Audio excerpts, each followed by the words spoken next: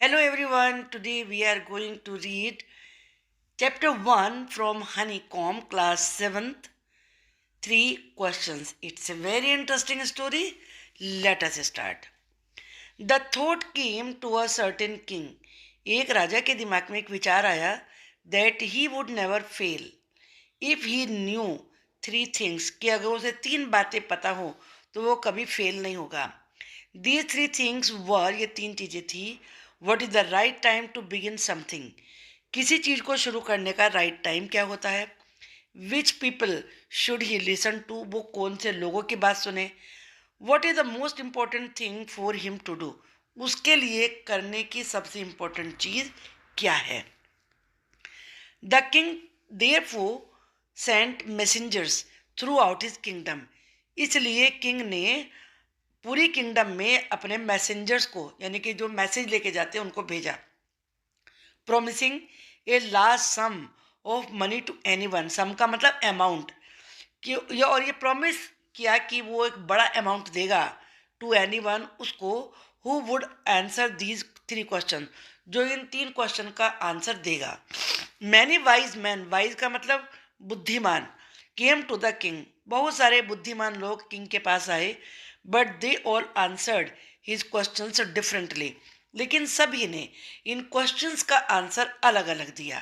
In reply to the first question, पहले question के reply में सम सेड, कुछ ने तो ये कहा the king must prepare a time table, कि किंग को एक टाइम टेबल बनाना चाहिए and then follow it strictly, और फिर उसे स्ट्रिक्टली फॉलो करना चाहिए. ओनली इन दिस वे, इस तरीके से दे सेड, उन्होंने कहा could he do everything at its proper time, वो सब कुछ सही समय पर कर पाएगा. अदर सेड, दूसरों ने कहा it was impossible to decide in advance the right time for doing something, कि किसी भी चीज को काम करने का टाइम पहले से ही सोच लेना. इन एडवांस का मतलब पहले से, बिफोर हैंड, इम्पॉसिबल है बिल्कुल. The king should notice all that was going on, king को यह भी नोटिस करना पड़ेगा, ध्यान देना पड़ेगा कि क्या चल रहा है. गो का मतलब जाना नहीं है. गो के बाद ऑन लगे तो इसका मतलब होता है कंटिन्यू होना, क्या काम चल रहा है, क्या हो रहा है. अवॉइड फुलिश प्लेजर्स, उसे अपने बेवकूफ़ी के प्लेजर्स को, खुशियों को छोड़ना होगा. And always do what ever seemed necessary at the time, और उसे जो नेसेसरी लगता है, नेसेसरी का मतलब होता है जरूरी, जो नेसेसरी लगता है उसे वो करना होगा. येट अदर सेड, दूसरों ने, फिर भी दूसरों ने ये कहा, येट का मतलब होता है फिर भी, that the king needed A council of wise man, कि राजा को बुद्धिमान लोगों के काउंसिल की जरूरत है. अब काउंसिल क्या होता है, एक group of people chosen to give advice और टू मेक रूल्स, के नियम बनाने के लिए या सलाह देने के लिए जो बुद्धिमान लोगों का एक ग्रुप होता है उसे काउंसिल कहते हैं. Who would help him act at the proper time, जो उसे सही समय पर काम करने में हेल्प करेंगे. This was because one man would find it impossible to decide correctly, ऐसा इसलिए क्योंकि एक आदमी के लिए ये डिसाइड करना इम्पॉसिबल होगा कि सही क्या है, विदाउट हेल्प फ्रॉम अदर्स, बिना दूसरों की हेल्प लिए. The right time for every action, कि हर काम के लिए राइट टाइम क्या है, दूसरों की हेल्प के लिए बगैर ये डिसाइड करना बिल्कुल ही असंभव होगा. बट देन अदर सेड, लेकिन दूसरों ने कहा that there were some things, कि कुछ चीज़ें हैं विच कुड बी अर्जेंट, जो अर्जेंट हो सकती हैं. These things could not wait for the decision of the council, और इन चीज़ों को हो सकता है कि जो काउंसिल का डिसीजन है उसकी वेट करने का टाइम ही ना हो, तुरंत ही कुछ करना हो. In order to decide, in order to, जब ये थ्री वर्ड्स एक साथ आते हैं तो इसका मतलब होता है लिए, उद्देश्य से. Decide the right time for doing something, किसी चीज को करने का राइट टाइम डिसाइड करने के लिए. इट इज नेसेसरी, ये जरूरी है. To look into the future, कि वो फ्यूचर में देखें. And only magicians could do that, और केवल जादूगर ही ऐसा कर सकते हैं, इसलिए कोई सलाह नहीं दे सकता. इसका मतलब ये हुआ the king therefore would have to go to magicians, इसलिए मैजिशियन ही हेल्प कर सकता है, तो किंग को मैजिशियन के पास ही जाना चाहिए. In their answers to the second question, और सेकेंड क्वेश्चन के जवाब में सम सेड, कुछ ने तो ये कहा, that the people most necessary to the king were his counsellors, that the king most necessary, कि किंग लोग सबसे ज़रूरी बात तो राजा के लिए ये है कि उसके वो काउंसलर्स होते हैं, यानी कि जो काउंसिल के मेंबर्स होते हैं उन्हें काउंसलर्स कहते हैं। अदर सेड, दूसरों ने कहा, पुजारी होते हैं इंपॉर्टेंट लोग। A few others choose the doctors, कुछ लोगों ने डॉक्टर्स को चुना कि वो सबसे ज़्यादा इंटेलिजेंट होते हैं। एंड येट अदर सेड, कुछ दूसरों ने कहा, that he soldiers were the most necessary, कि सोल्जर्स सबसे ज़्यादा जरूरी हैं। To the third question, third question के जवाब में सम सेड, कुछ ने ये कहा साइंस, के साइंस जरूरी है। अदर्स चोज फाइटिंग, कुछ ने फाइटिंग को चुना। यट अदर्स रिलीजियस वर्शिप, और कुछ ने धार्मिक पूजा पाठ को चुना। As the answers to his questions were so different, क्योंकि उसके क्वेश्चंस के आंसर इतने अलग अलग थे, the king was not satisfied, कि किंग संतुष्ट नहीं था। एंड गेव नो रिवार्ड, इसलिए उसने कोई पुरस्कार नहीं दिया। इंस्टेड, इसके बजाय, he decided to seek the advice of a certain hermit. Hermit का मतलब क्या होता है? A person who lives alone, वो व्यक्ति जो बिल्कुल अकेला रहे, and leads a simple life, और सिंपल लाइफ जिए, यानी कि फकीर। फकीर से सलाह लेने का निश्चय किया। Who was widely known for his wisdom, जो अपनी बुद्धिमानी के लिए बड़ा फेमस था। वाइडली नोन का मतलब है फेमस होना। The hermit lived in A would, would का मतलब लकड़ी भी होता है, जंगल भी होता है। हर्मिट जंगल में रहता था। विच ही नेवर लेफ्ट, जिसे वो कभी नहीं छोड़ता था। He saw no one but simple people, बस उसे और कोई नहीं दिखता था, केवल सिंपल लोग दिखते थे। And so the king put an on ordinary cloth, put on का मतलब होता है पहनना, इसलिए किंग ने ऑर्डिनरी कपड़े पहने।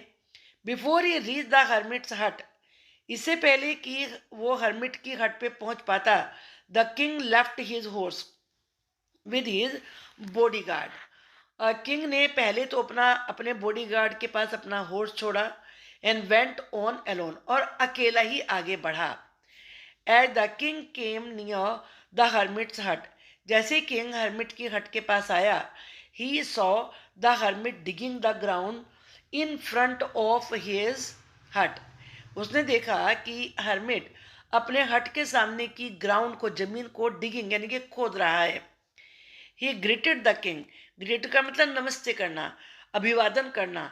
उसने किंग का अभिवादन किया, एंड कॉन्टिन्यूड डिगिंग, और खोदना जारी रखा। The hermit was old and weak, वो फकीर बहुत ही बूढ़ा और कमजोर था।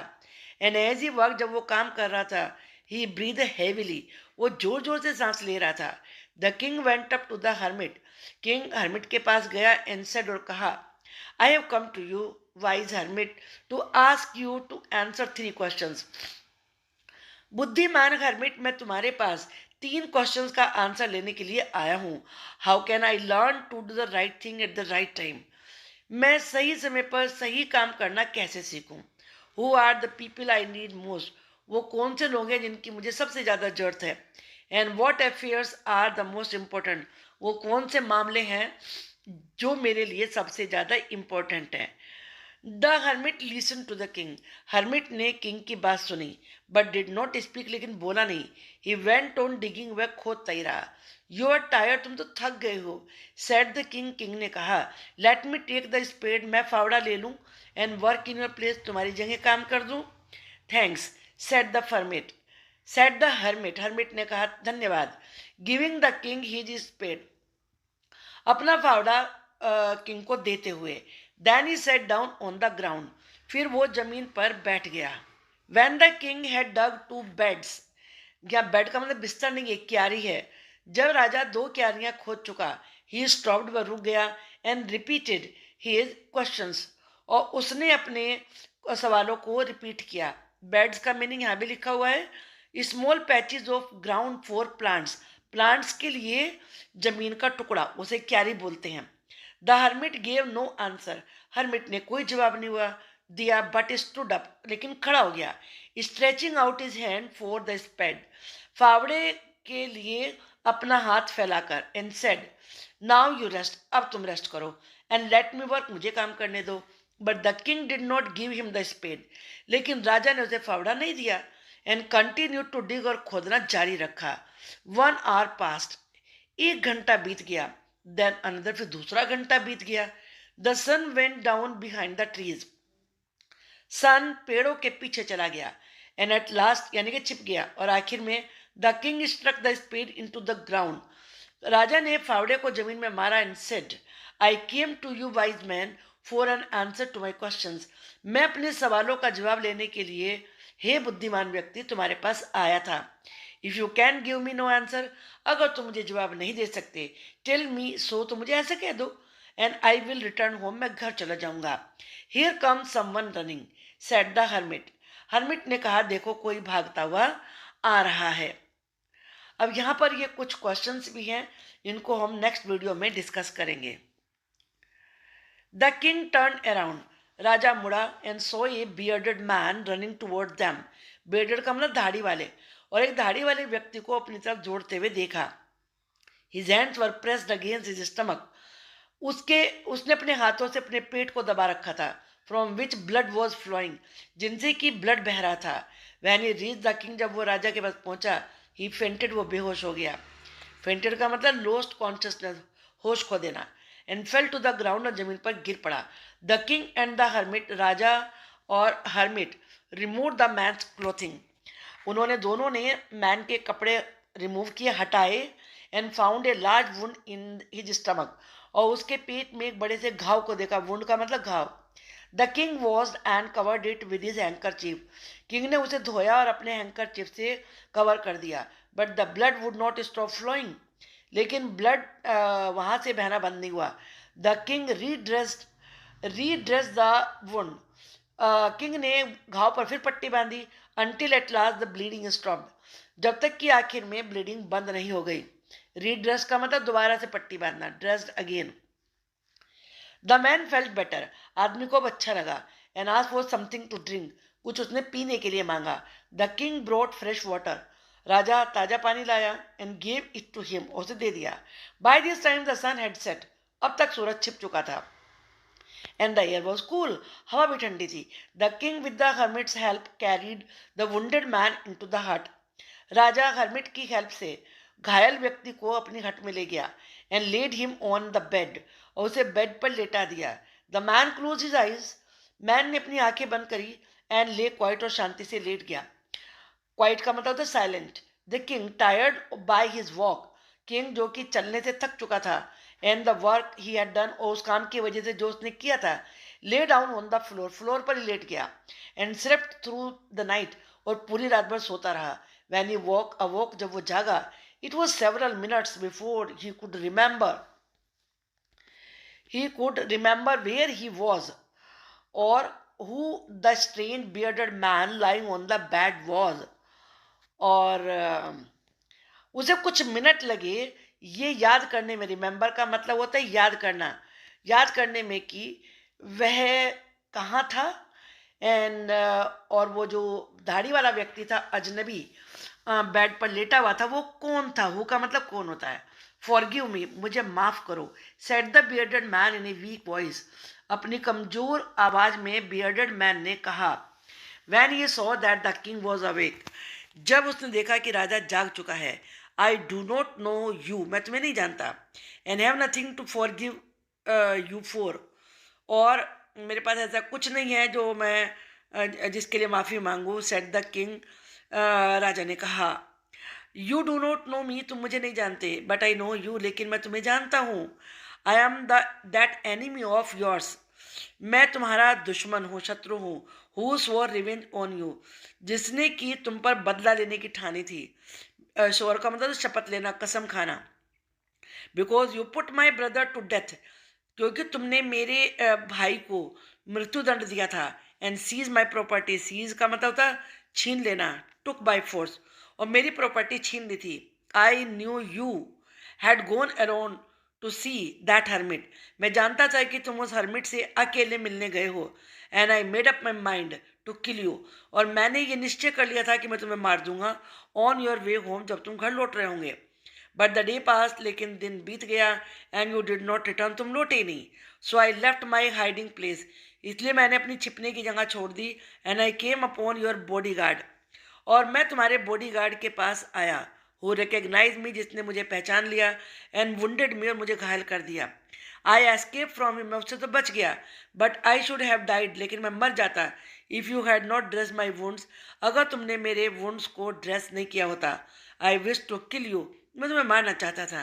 And you have saved my life, तुमने मेरी जिंदगी बचाई है.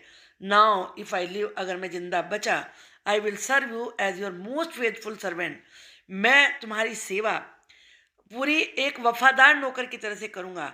And will order my sons to do the same, और अपने बेटों को भी ऑर्डर दूंगा कि वो भी ऐसा ही करें. फॉरगिव मी, मुझे माफ कर दो. The king was very happy to have made peace with his enemy so easily. किंग बहुत खुश हुआ कि उसने अपने दुश्मन के साथ शांति बना ली है. पीस का मतलब शांति. And to have won him, और उसने उसे राजी कर लिया है, ओवर जीत लिया है एक दोस्त के रूप में. He not only forgive him, उसने उसे केवल माफ़ी नहीं किया, but said he would send his servants and his own doctor to look after him, और कहा कि वो अपने नौकर और अपना डॉक्टर उसकी देखभाल करने के लिए भेजेंगे. And he promise to give back the man his property, उसने प्रॉमिस किया कि वो उस आदमी की प्रॉपर्टी भी लौटा देंगे.